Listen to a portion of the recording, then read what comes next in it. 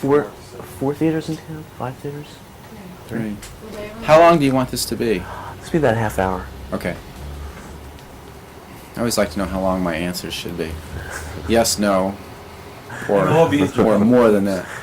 Oh, really? Yeah. Oh, okay. 10 after 3. Actually, let's just straighten this shirt out. May I? I should do like they said in broadcast news. I remember to sit on my coat. Oh, God.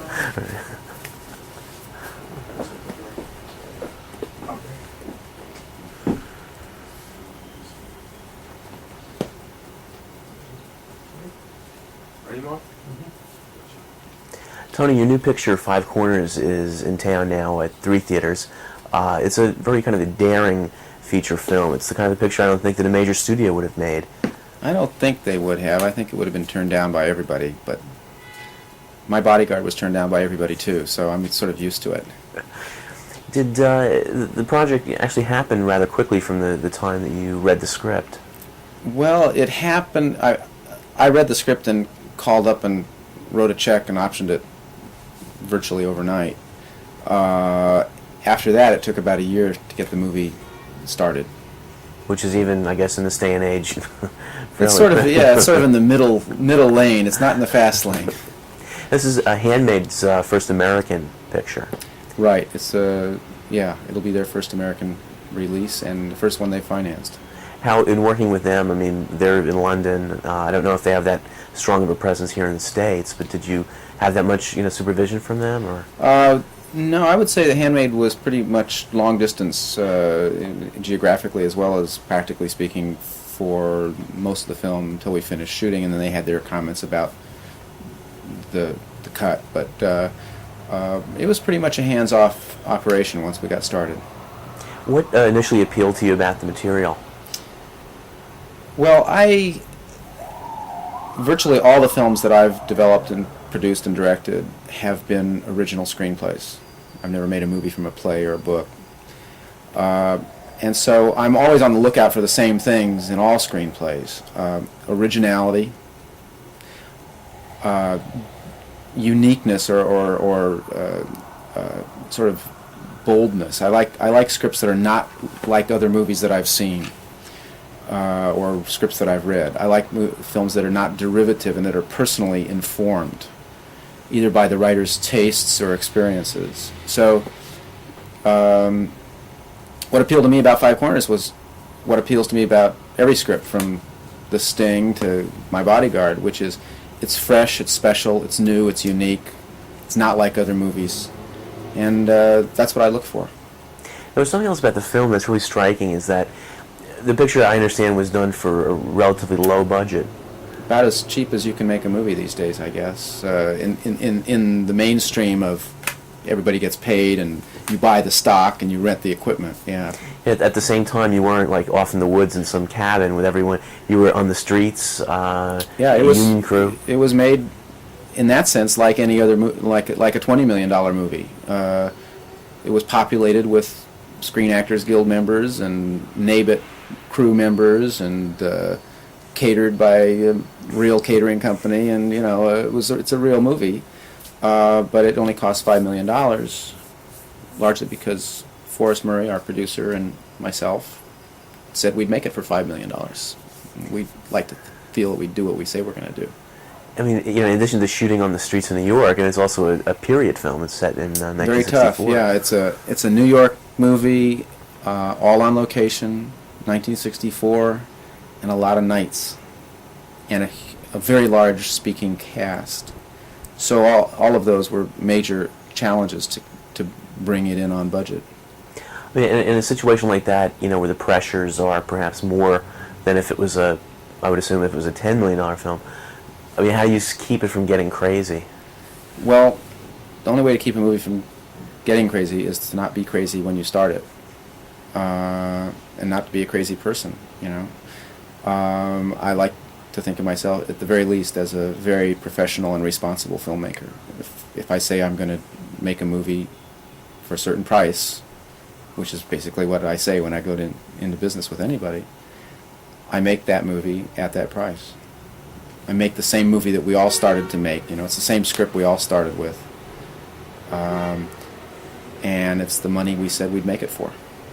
How do you go about creating an atmosphere for the actors to really do their thing? And this certainly is an ensemble kind of an acting cast here.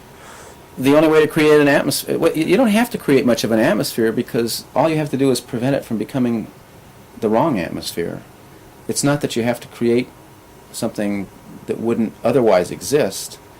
It's that you have to avoid letting it devolve into something that shouldn't be, which is to say, it's easy to have a happy set.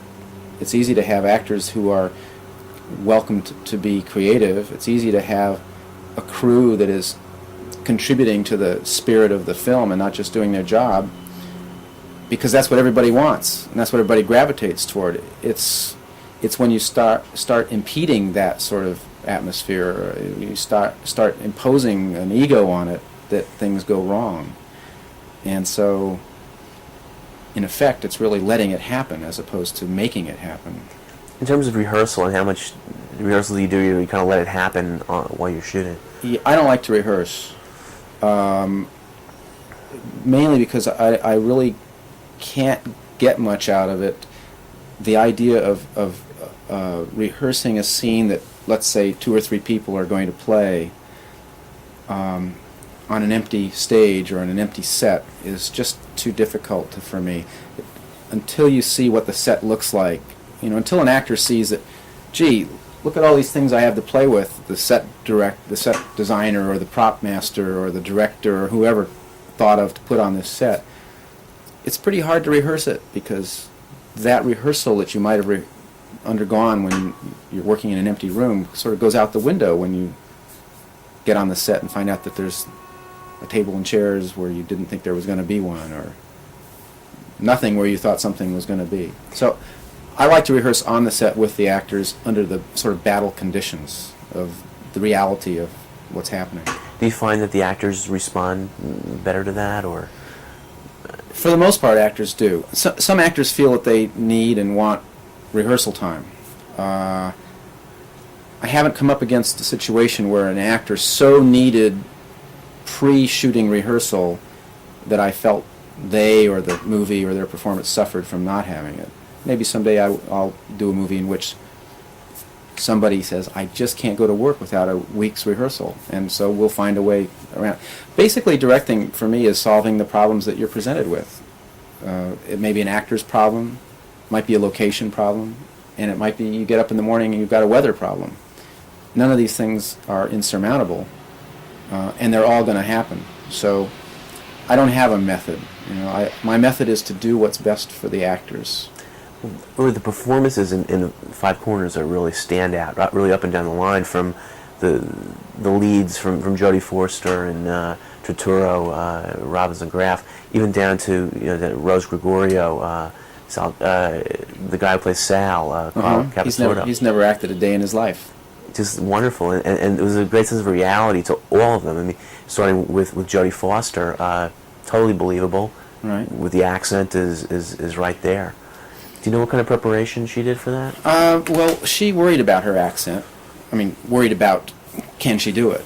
So we found somebody who specializes in accents, and we brought him out one day to work with her. And in an hour or so, he said, she's got it. And she did.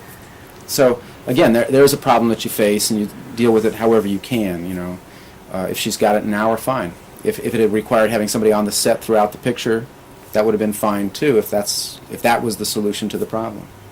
Another real interesting performance from Gregory Rozakis, plays one of the detectives. Yes. Very kind of quirky, offbeat kind of performance. Yeah, Gregory's performance for me was the first few days that we shot was the detectives, a lot of the detective stuff, and in a sense, I worried more about that than anything else in the movie, because it in a sense set the tone for the other performances. It walked a tight wire between, I wondered, is it too much, is it too far out, and so on. So Gregory didn't know it, but he was a sort of trial horse for this, the tone of the picture. didn't realize he was one of the kids from America, America. He was the star of his America, adventure, America. Yeah. John Turturro also is wonderful in this film because in addition to having playing this kind of psychotic, you really do feel a certain kind of sympathy for the character, which gives a lot of depth. Yeah, Turturro's character Hines in the movie is a pretty amazingly violent and simmering personality, and in a way, if you look at the picture cynically, you might say, well, this guy has no redeeming values, like he's a psychopath. But John brought to it, and within the way the script is written, there's the room to bring to it a humanity that most bad guys in the movies don't exhibit. And that's based on, among other things, the notion that the prisons of this country are filled with terrible guys, right? I mean, they've done terrible things. But outside that prison, there's somebody who they love. There's a wife somewhere or kids somewhere. And there's, outside that prison, there's somebody who loves them, who sees in them something that the judge and jury will never see, a humanity, a compassion, a feeling, something. They're not just murderers, they're not just bad guys. So Turturro's character, I'm happy to say, reflects that philosophy of mine anyway, which is that, every bum on the street, every bad guy in prison was somebody's little boy. There's an interesting balance in the film too, between the drama and some of the humor that's provided by Elizabeth Berridge and Capitordo. How do you, in terms of those, it would seem to be those would be characters that it might be easy to slip into caricature. That was a big challenge, to balance the humor and the pathos and the shocking aspects of the film. Again, it's sort of reflective of my view of life, which is that the most horrible moments have their humorous asides, and the most funny moments have their touching asides in real life. Nothing is always straight. Not so black and white as we've seen in so many films. The elevator sequence, which is a real kind of a thrill scene, I would think in terms of shooting that would really have to be, storyboarded and really logistically kind of planned out like that.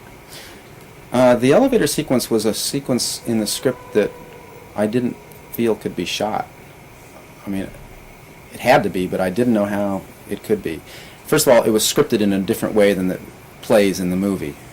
But ultimately, the idea of the scene, which is some people had to get on top of an elevator and ride it, somebody had to get off and become endangered, was what we carried out throughout the shooting of it. But we sort of had to make it up in its detail as we went along, because you just simply can't control the situation the way you want to as a filmmaker. So it couldn't be storyboarded, and it wasn't. Basically, it was invented out of the scene that was originally written. It was very tough to shoot. You had to have 3 elevators rising and falling in unison, controlled from the inside by somebody you couldn't see on the outside, populated by only a few people on the top who were in danger. And that was a real location? It was a real location, real elevators, real actors on top of the elevators. In shooting the picture, you actually doubled the Bronx in Astoria, Queens. How was the neighborhood? Cooperative? Yeah, the neighborhood was great. They really got into the movie. They invited us over for dinner, and we put some of their kids in the movie, and we integrated ourselves very well into that neighborhood, and vice versa. They were very tolerant of us, shooting all night on a roof and for a week and disrupting the neighborhood as a film company does. They were mighty kind. I keep in the finale there. I kept expecting like somebody's curtain to come up and go, "Yo, knock it off! I'm trying to get some sleep." Only in one case. Only in one case. There was a guy in the neighborhood who who was a pretty crazy guy to begin with. And one night he got miffed that we were shooting right outside his window, which I would have too. But he responded pretty crazily. It was a real interesting period too that the picture is set in. That really, gives it another kind of layer of meaning. Sociologically, in 1964, with the civil rights movement and how it, kind of affects even people in this tough, white working class Right. neighborhood. It's interesting in the movie, without any of us knowing it, we touched upon an aspect of what has come to be current events, which is the whole Howard Beach event. I mean, we have in this movie a white guy says to a black guy, you couldn't walk through my neighborhood without a bunch of guys like me coming out and beating you up. And suddenly, 20 years later, it came true. So it's been interesting to watch the parallels in contemporary American racist attitudes kind of raising their ugly heads when we were just making a movie about a historical moment. The opening titles are you chose the Beatles song "In My Life," which is such a beautiful, poignant piece of music. Mm-hmm. I understand that George Harrison was one of the executive producers. The Beatles don't own that piece of music. No, the Beatles own none of their music that I know of, and you have to go through Michael Jackson to get it. The other irony is that George, who was a total supporter of this movie throughout, actually didn't want us to use the Beatles tune. He felt that it would appear to be self-serving and appear to be self-advertising, and he was real leery of using it. And I said, well, I think it really fits the film, and like the professional and generous executive producer that he is, he said, well, if you really believe that that's the right thing for the movie, fine. But ironically, many people may yet feel that it's George Harrison's, choice to use his tune, and in fact, it's over his objections that we used it. You've described Five Corners as a writer's film, which is very unusual in the business. Well, I feel that, he deserved that credit. I mean, it's Shanley's first screenplay. It does predates Moonstruck. It's the first movie that he ever had anything to do with, and I felt like he was owed the tip of the hat that most writers don't get. Again, as I said, I've dealt exclusively with original screenplays in my filmmaking career, and original screenplays, and writers often get buried under the credits of their director or their stars. In post-production on the film, working with Andy Blumenthal, you have a facility at Market Street Productions, which I've seen, which is a beautiful post-production suites and screening room and so forth. How do you work together with Andy? Well, Andy Blumenthal has been working on one film or the other of mine since the first film that I directed, which was a short film, and Andy was the assistant editor on it. And what film was that? It's a little movie called The Ransom of Red Chief. Oh, the O. Henry. The O. Henry story. I did a half-hour film. It was my first directing job. And so Andy's worked on one or the other of each of the films that I've done as an assistant editor, and I felt that it was time for him to be the chief on Five Corners, so he was the editor, and very happily so. He's just got good taste, which is what an editor really represents. I mean, you don't have to obviously look over his shoulder. No, I don't want to look over I don't want to look over anybody's shoulder. I want everybody to do their job so perfectly that they think of things that I could never have thought of. And on the music, you chose James Newton Howard. Yeah, that was beautiful score. James was George Harrison's suggestion. Again, not a demand like this is the guy you got to use, but George and his pal Ray Cooper, who works at Handmade in London, who is a musician, a great musician himself. Drummer, isn't he? The percussionist? He's a percussionist. When it came time to think about doing the score, they said, I said, I've got some people in mind. What you guys have anybody in mind? Not a bad question to ask Ray Cooper and George Harrison. And they said, yeah, there's a guy that, is just starting out. He's only done one score, I think. And maybe you ought to check him out. So I did, and I liked him, and I thought, why not? And I was very happy with what he did for the movie. He did exactly what I had hoped for, which is I wanted a real movie score. I didn't want a nostalgia score. And there's only 2 or 3 pieces of music in the movie that are period music. Which are very integral to the Right, storyline. they comment on the movie actually a little bit. And I wanted something that really made it a real movie. And I'm really pleased with his score. Tony, on Ransom of Red Chief, where was that aired or screened? Red Chief, I was hired by a company called, what was the name of it? I can't remember the name of the company right now. It was an educational film company. And they said, we'd like you to do a movie. We hear you want to direct. We'd like you to direct a movie for us. Marion Rosenberg, who's now an agent, was the producer, and she's really the one that approached me and said, we're going to do Ransom of Red Chief, and we have a script that's not very good, and why don't you just go shoot whatever you want, And so I prevailed upon a friend of mine to write the script for me, and we worked on it for a while, and for $75,000 we made this half-hour film, and it was enormously successful. It made a lot of money, as a matter of fact. And it turned out rather well. I hired 2 wonderful actors that are not noted for their comedy, and at the time were not even noted for almost anything other than being supporting players, Harry Dean Stanton and Joe Spinell, to play the 2 leads. And they turned out to be terrific comedy performers. They're real good in it, and it's a nice little movie. Is that available on video or as part of the package? I don't know. It's probably out there That'd be great to see. in video limbo somewhere. Yeah, I can imagine Joe Spinell playing, I assume he was one of the kidnappers. Yeah, Greasy Kidnapper, turn of the century. Great. Yeah, they're both good.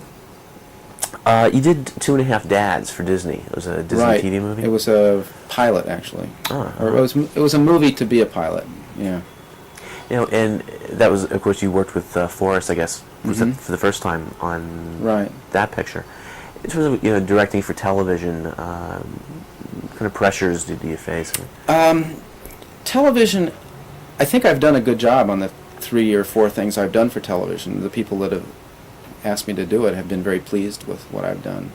But my method of working is hard for them to take, which is to say it's not formulaic, it's improvisational to a certain degree, and it's not standard television stuff.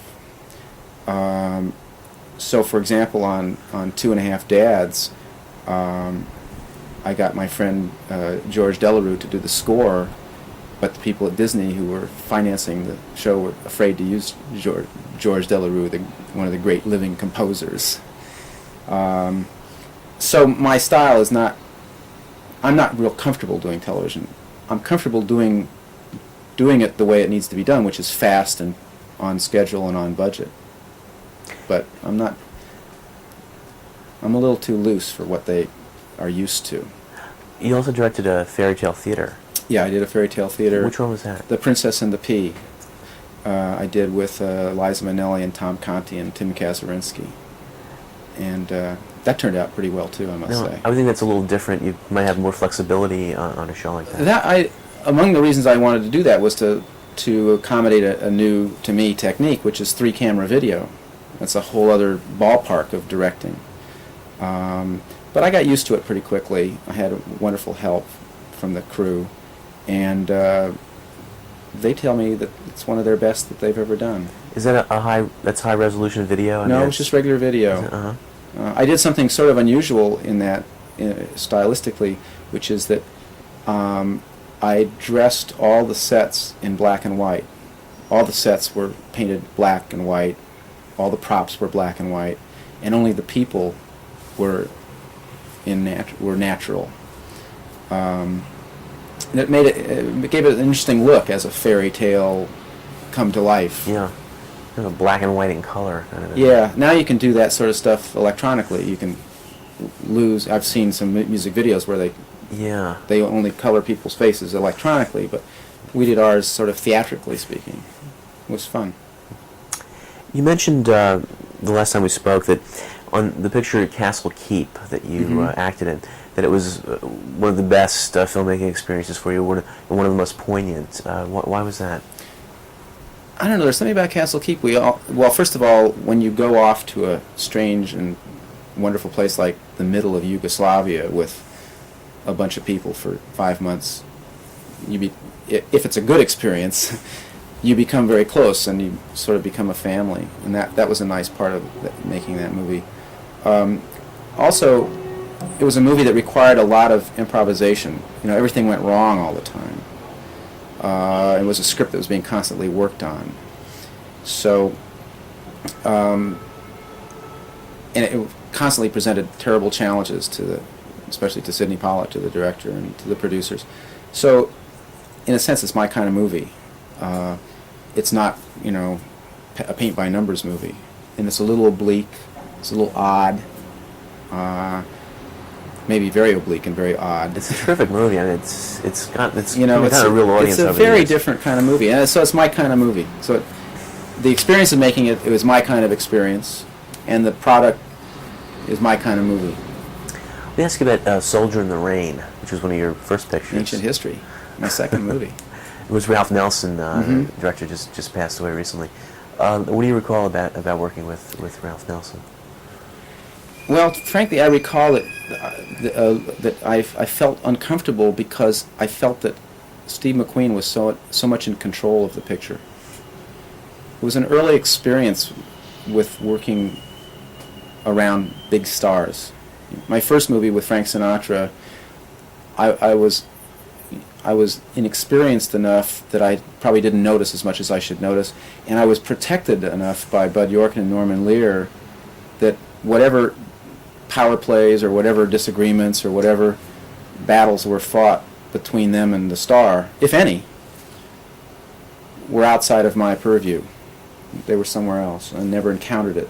But on my second movie, I learned what it's like to be on the set during those encounters, and Ralph Nelson, was like being pushed around a lot by Steve McQueen. Just by virtue of McQueen's newfound stardom. He had just become a big star off of the John Sturges picture, and maybe one or two others, but it was an early stardom for him. Yeah. And sort of typical, what happens to, I watched it happen over the next 25 years, which is, early stardom is a horrible thing. Yes, particularly someone, with the background that Steve McQueen had. Yeah, a lot of people come to stardom too soon in their lives, and they're just simply young. Other people come to it with a lot of bad baggage, which they start unloading on undeserving people. And then a few people really work for it and wait a long time for it, and it sits rather well with them.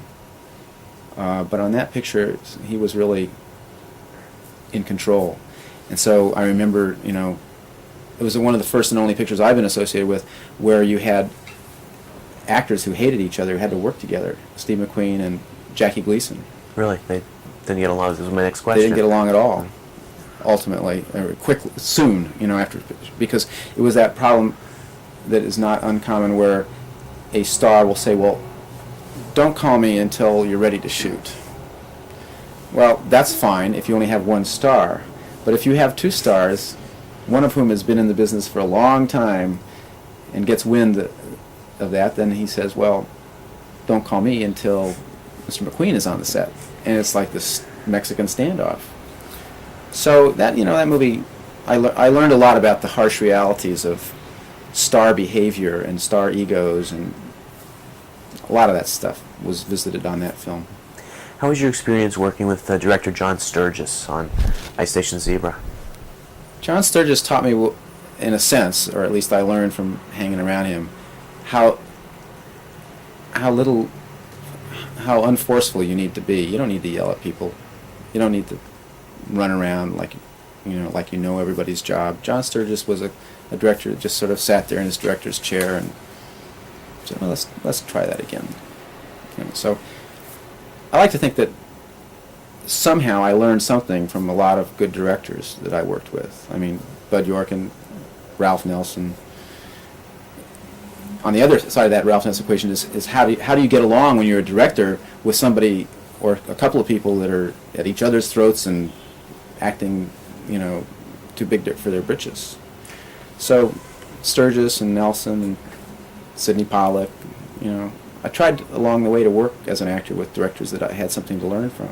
And you worked with a really Sir Carol interesting Reed, range. Francis Coppola. Yeah. I mean, from a guy like Sturgis, who started in at MGM in the '50s and RKO before that, to Carol Reed, who was really one of the old timers, to Coppola or Pollack. It was very interesting. Hal Ashby was a lot of fun to work with. And you're still acting occasionally. We saw you in Less Than Zero, playing the dad. Yeah, Marek Kanievska was a guy who, there's something to be learned from anybody that you work with. Even if it's like, in some cases, I'll never be like that. I mean, I worked with a few people in television over the years that, are reminders of what you never want to do as a director. So it was really fun seeing you in Pee-wee's Big Adventure. well, that was fun. That was another example, of being part of something that I really thought Pee-wee's Big Adventure was going to be good. And when I saw the movie, I was right. A lot of fun. For what it is, it really did it exactly right. And I was proud to be a little part of it. On the Sting, which is the picture won the Oscar for Best Picture. Again, that was a period film, like Five Corners. The Sting cost about as much as Five Corners. But of course, that was done, I guess, a lot in the studio at Universal. Yeah, I'd say about 90% of it or so was on the back lot. And at that time, Universal still had that kind of factory, kind of mentality, and in terms of It's changed? No. I don't know. Isn't it still the same? I haven't been back on the lot to work, so I wouldn't know. But Universal has that image of being it still does, yeah. General Motors of production. So I guess you had everything at your disposal there. I mean, just from costumes. Yeah, it was a real. Edith Head was under contract to Universal, and a lot of the crew was inherited from the Universal roster. So I guess in terms of, you obviously much prefer working in a kind of a smaller, independent fashion. I guess I don't know. I'm the last guy around to poo-poo the studio system, except I don't put up with wasted money. But I don't really draw much of a broad line between whether Handmade Films in London gives me $5 million to make Five Corners or Warner Brothers gives me $5 million to make it. To me, they're banks. What I wouldn't like is for Warner's to say, well, you've got to make it all on the back lot because we need to keep our personnel busy, or it's going to cost $10 million instead of $5 million because we're Warner Brothers. But apart from that, I don't have an adversarial relationship or attitude with movie executives.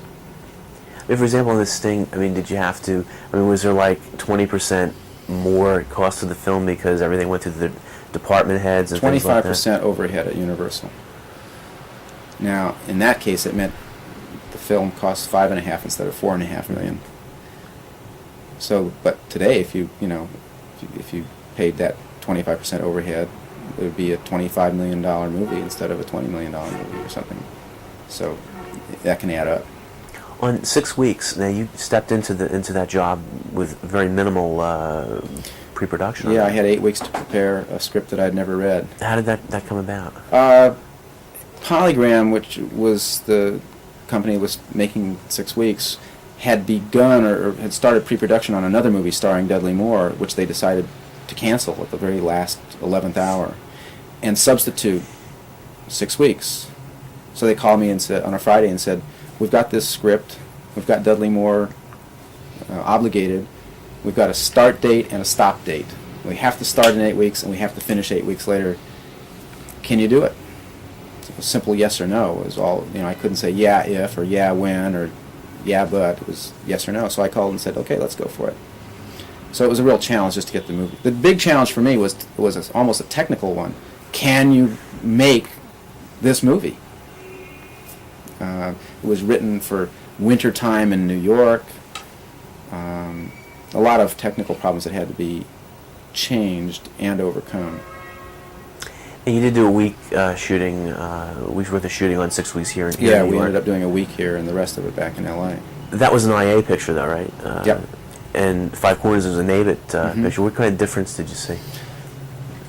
I don't really, I don't really notice a big difference between a good IA crew and a good NABIT crew in terms of enthusiasm or professionalism. It's just cheaper to do it NABIT. If you hire good people, they're good people. It doesn't matter what the card in their wallet says. That hasn't been a big issue for me either. Have you ever been approached to do a sequel to My Bodyguard? Yes, in a sense, Fox, who distributed My Bodyguard, had the right, as did the Simon Company, to do a sequel if they wanted and to offer it to me first. So they developed not a sequel but a pilot for TV series, which they were obliged to offer me, but I turned it down. It wasn't right. Because the inevitable, Five Corners goes out and makes $100 million. Sequel to Five Corners. Well, That's- if Five Corners warrants a sequel, I would be interested in doing a sequel to Five Corners, because I have in mind what I would like it to be. It would be an interesting movie. Well, great. We really highly recommend the film and wish it and you great success with it. Thanks. I Okay. hope you're present. Everyone would go out there and see the picture. Great. Okay. Well, you ruined my thoughts on Soldier in the Rain now. Well, I can talk about it. Everybody's dead. Right. Were they trying to turn you into like a Jerry Lewis character back then? No, You but that were- part was sort of a goofball. Because it's hard when I remember I just rented it recently. It's hard to remember you doing comedy. I always look at you as a It was serious pretty broad. actor. Yeah. I look at it and think of Jerry Lewis, too. It's funny you mention that. It's that picture, especially when you have to come below your horn. It's so. The character is so different. That was William Goldman's first novel, Yeah. but he didn't write the script. Although it's Probably interesting just as well. because that character, there are some kind of similarities to the character in You're a Big Boy Now. Just in being more kind of. Yeah, maybe so.